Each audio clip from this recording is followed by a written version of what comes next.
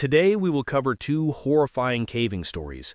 In the first, two divers find themselves swallowed by a maze of silt, disoriented, trapped, and fighting for every breath. In the second, one diver drifts the wrong way, his mind clouded by the terrifying effects of nitrogen narcosis. As always, viewer discretion is advised. Devil's Eye Spring lies deep in the Florida wilderness, a famous spot for cave divers drawn by its mystery and danger.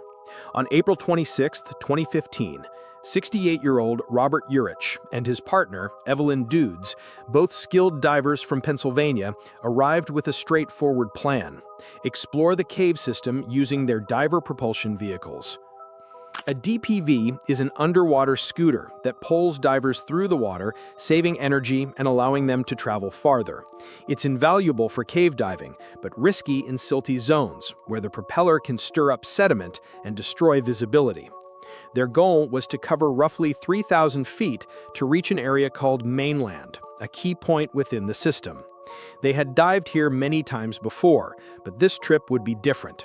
The plan was to push their DPVs through a tight, silty section at the start of mainland, continue into an area known as Sweet Surprise, and finally loop back into the main passage leading to the exit.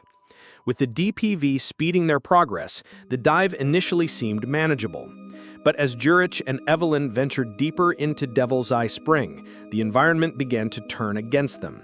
The mainland passage grew tighter, the walls pressing in as if the cave itself wanted to swallow them whole. Visibility, dim under the glow of their dive lights, worsened rapidly. Urich's DPV, once a helpful tool, became a liability in the silty passage. Its propeller churned up clouds of sediment, erasing what little they could see. Urich pressed on, his DPV buzzing through the dark water. But each movement only thickened the swirling haze until the guideline, their lifeline to safety, vanished from sight. Disoriented and trapped in an underwater fog, his breathing quickened. The once familiar route had become a silent, suffocating labyrinth. Behind him, Evelyn fought to stay calm. Her diving light barely cut through the murky water, and soon Urich vanished from sight. The narrowing walls amplified her isolation as she cautiously pressed forward, her confidence slipping with every kick. Desperate to stay close, she slowed down, scanning the haze for any trace of him. When she finally caught a glimpse, she saw his growing disorientation. Urich no longer knew which way was forward or back. He kept searching for the guideline, their only link to safety, but his DPV was making things worse, its propeller churning the silt into a blinding cloud. The worsening visibility made it impossible to track each other's movements. Within moments, the two divers were separated completely, their communication lost in the silent chaos. The once clear water had transformed into an impenetrable, suffocating fog. Evelyn, realizing she was alone and unable to find Urich, made the critical decision to retreat. She abandoned her DPV, knowing it was only stirring up more silt and draining her air supply. Moving cautiously, she located the guideline and followed it back toward the main passage. Reaching the larger tunnel brought brief relief, but her heart raced as she glanced back into the darkness, knowing Urich was still lost somewhere inside. She waited, hoping to see his light emerge, but nothing came. With her air running low, she made the agonizing choice to surface for help. Once on the surface, Evelyn was frantic. She immediately reported the situation, and authorities quickly mobilized a recovery team. Deep below, Urich remained trapped in the chaos of the cave, unaware of how critical his situation had become.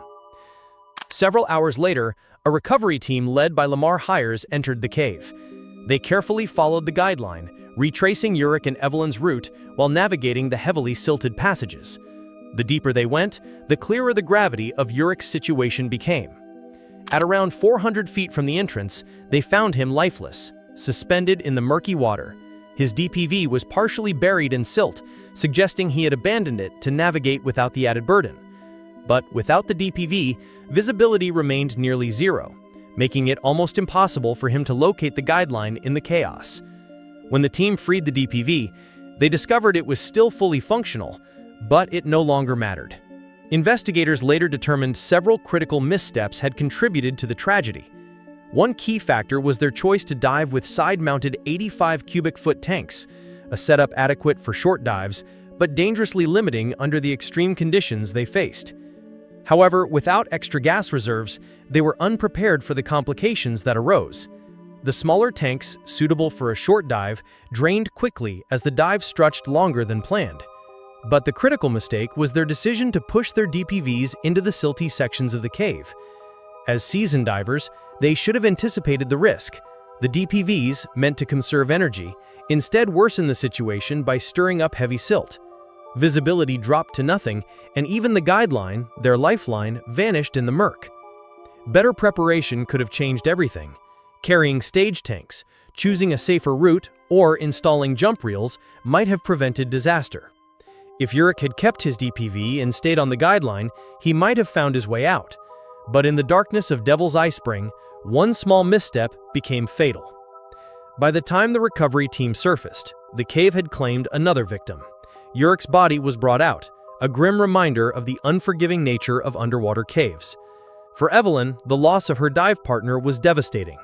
Though she had followed proper procedures and escaped safely, the tragedy would haunt her forever, a lasting reminder of how thin the line is between adventure and survival. The second story highlights just how dangerous cave diving can be, even for seasoned professionals. March 31, 2012. Wachee Springs, Florida, famous for its crystal waters and sprawling underwater caves, was the destination for 29-year-old Marcin K., a seasoned cave diver with years of experience in this breathtaking but deadly environment. That day, he joined the Karst Underwater Research Team, a group dedicated to exploring and mapping the complex cave systems. Their plan was straightforward: controlled dives to chart passages and improve diver safety in these hazardous waters. For Marcin, it was his final dive of the day. Confident and methodical, he carefully checked his tanks, equipment, and guideline before disappearing into the underwater maze, certain he was ready for whatever the cave might hold. The dive unfolded without issues at first. Marcin and his team stayed close to the guideline, their lifeline in the maze of twisting passages. Their beams lit up the cavern walls as they carefully documented the cave's features, moving with steady precision. At depths beyond 100 feet, danger was constant. Every diver knew a single mistake could be fatal. Maintaining a calm pace was critical to prevent nitrogen buildup, the invisible threat that could cause decompression sickness. Marcin understood this risk well and kept his movements controlled. By the time the team wrapped up and began their ascent, Marcin appeared calm and focused. He followed the line carefully, navigating the narrow tunnels with practiced ease. But around 4:30 p.m., everything shifted. As they neared the cave's exit, Marcin suddenly broke away from the guideline. Without warning, he darted upward into a tight crevice, a space so narrow even side-mount divers would struggle. His movements were quick and erratic, a sharp contrast to his usual controlled precision. The team reacted immediately. They flashed their lights, the universal underwater command to stop. When that failed, they reached out, trying touch signals to redirect him. But Marcin's reactions were scattered and panicked, slipping further from reason with each second. He forced himself deeper into the constricted passage, twisting his body in desperation. Panic swept through the team as the realization hit: Marcin wasn't in control. What they couldn't yet know was that he was experiencing a cerebral arterial gas embolism, a life-threatening condition that can strike without warning. This condition, triggered by rapid ascent and expanding gas in the bloodstream, cuts off blood flow to the brain. Within seconds, it can cause confusion, disorientation, even blindness or paralysis. Marcin's sudden break from the line and irrational move into the crevice were clear signs of his fading mental state. He was no longer thinking logically, his movements turned frantic, and communication attempts failed as the embolism took control. Safety divers nearby, armed with extra gas, could only watch as he forced himself deeper into the constriction.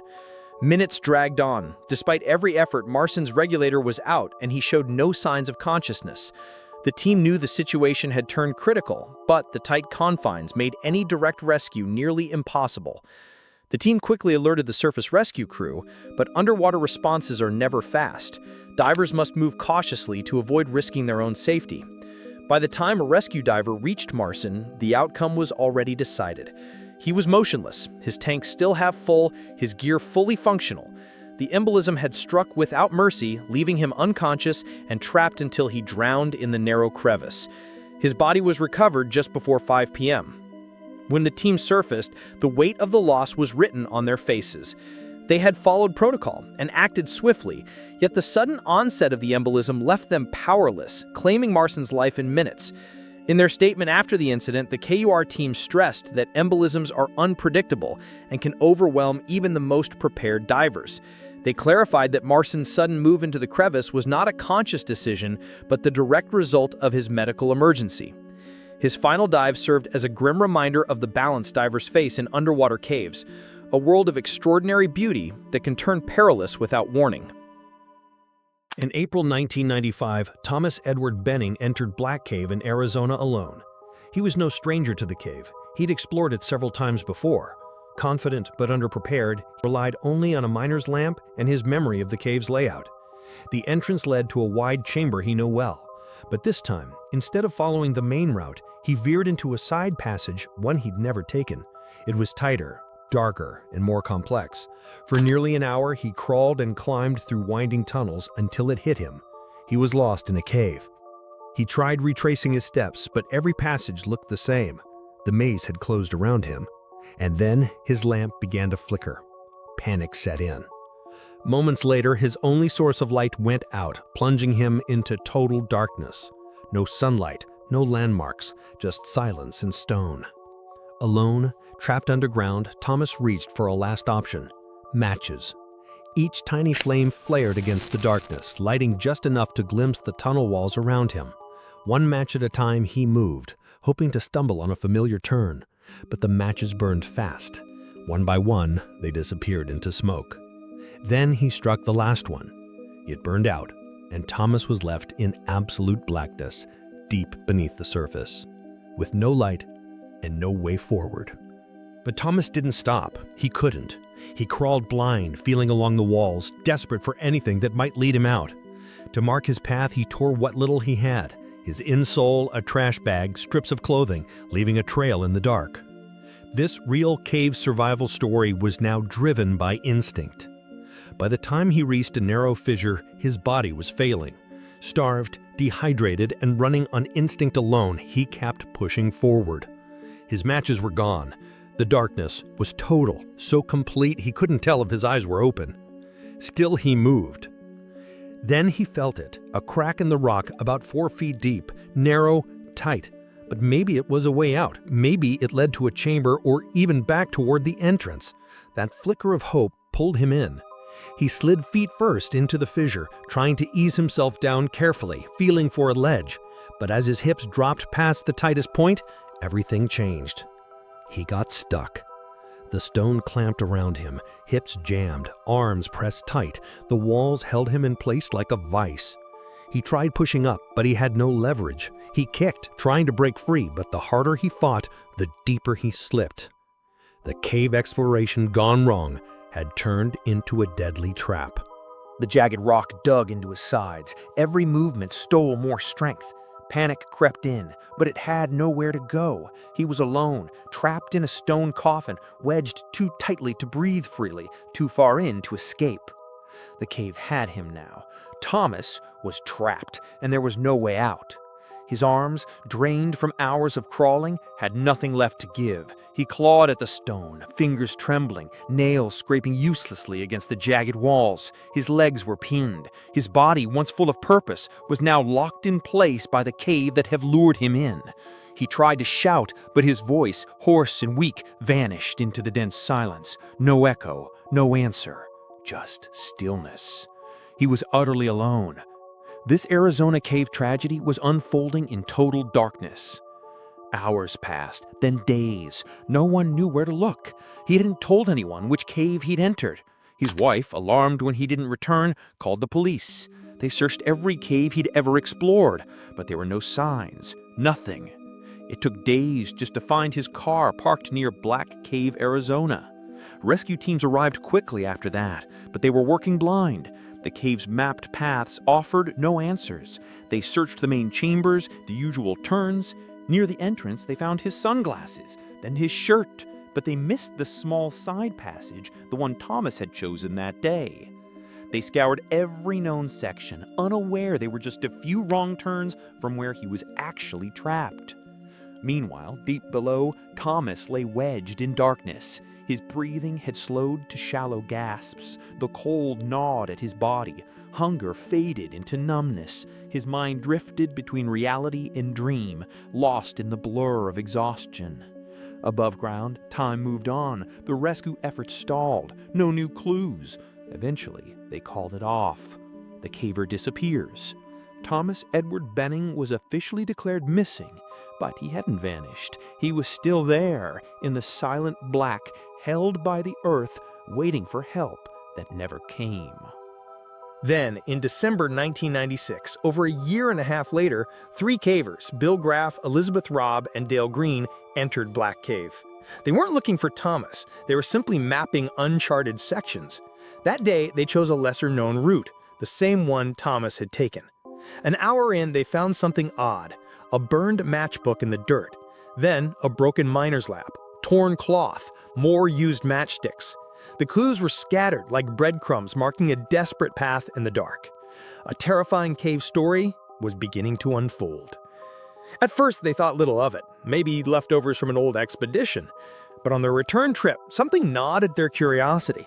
They decided to check the side tunnel near where they had found the scraps. It was barely 3 feet wide, a low, claustrophobic crawl space. Pushing through, Rob spotted a shoe, then a sock, and a little further in, something strange on the cave floor. It looked like a bundle of fur. She moved closer. It wasn't fur. They froze. Horror settled in as the light from their headlamps revealed what they'd found. The body was wedged into a crack, twisted and still, partially mummified by the cold air. Time had reduced it to little more than bone, skin, and cloth. But the clues around it, the torn bag, the empty matchbook, and the familiar miner's lamp, told the story clearly. It was Thomas Edward Benning. Trapped. Alone. Lost underground for over 600 days. A final chapter in a quiet disappearance and the grim reality of what lies beyond the last match struck underground. They had found him. Thomas Edward Benning, the man lost nearly 2 years ago, lay wedged in stone, his remains preserved by the cold silence of Black Cave. The cavers were stunned. They'd heard the name, seen the flyers, known the story. Now here he was, buried in shadows no rescue team had ever reached. They took photos of the scene and retrieved a set of keys for identification. On the rock nearby, they noticed deep claw marks, evidence of Thomas's final struggle. He had fought until the end, scraping at the walls that refused to let him go. Before leaving, they placed reflective markers to mark the path and made their way back to the surface. He had been trapped for 20 months in the same cave he once explored with confidence. Had the original search teams known about the hidden tunnel, had they called in local cavers who knew the route, maybe things would have ended differently. But no one found him, not in time. This true survival story ended in silence, not rescue. Black Cave kept its secret for nearly 2 years, until the day chance, not search teams, finally revealed what it had hidden so well. Too late for rescue, just in time for a story no one would ever forget.